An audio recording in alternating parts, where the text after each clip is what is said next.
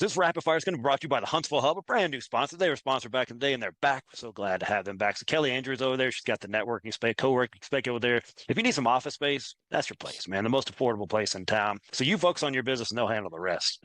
For the rapid fire, what's the hardest objection you ever had to overcome? I think when it comes to my job of, building a sales team, it's that they think that it's not real, honestly, so they're kind of coming in and I'm having to kind of play defense and earn the trust. On the knife side of things, you get the stereotypical, got to talk to my husband, right? You get the stereotypical, we already have knives. So I would say those two things. And then the way that we overcome that is we have a 30-day trial to where essentially the husband really just wants to see and feel it to begin with. We also are going to give him an incredible deal for taking action that day, which is ultimately what the husband wants. And we operate from this place when we're handling any objection, which is that we know what they don't yet on both fronts, that they're going to love it. They're going to use it for forever. They're going to have it for decades. And it's going to be this staple piece in their kitchen for years and years and years to come. It's an heirloom product that they can pass down. And like you mentioned, everybody loves the product. Cutco is incredible. So that's kind of the place that we operate from when we're handling any objection. Dude, that they're my age, they just want to cut a can like the old Ginsu That's right. knife commercials. That's That's all right. they want to do. So you have a brand new rep coming in. What's the best advice you give them on day one? Man, the best advice that I would give somebody is that repetition is the mother of all mastery. And in order to grow, you're going to have to take a step outside of your comfort zone. And I think that learning how to take a step out of that comfort zone and I think allowing yourself to be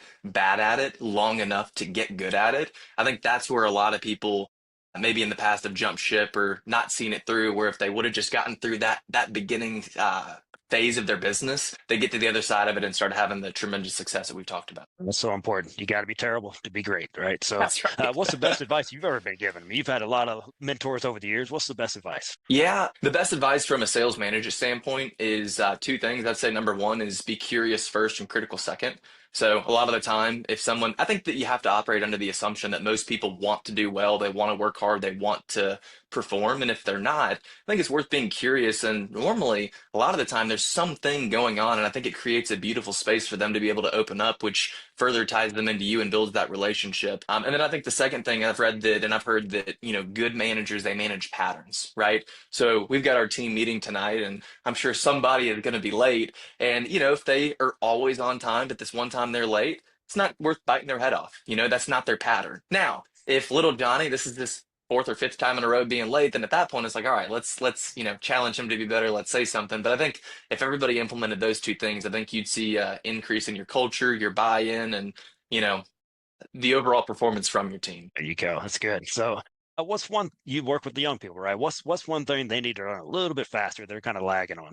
Man, just stepping out of the comfort zone, and I think that's everybody, not just young people. And I Sure. think that if people would develop and hone in and buy into that skill set of, and it's an art, it's a skill set of taking a step out of the comfort zone, understanding that a lot of the worries or the fears that they have aren't necessarily going to come true. Our brain's primary purpose is survival and preservation. And so understanding that the worst case scenario is probably not going to happen. But yeah, man, stepping out of the comfort zone, leaning in, and understanding too that the most beautiful, the most amazing things in life are never going to be accomplished in your comfort zone. So learning how to operate outside of that and learn how to grow and lean into it, I think that bleeds over into every area.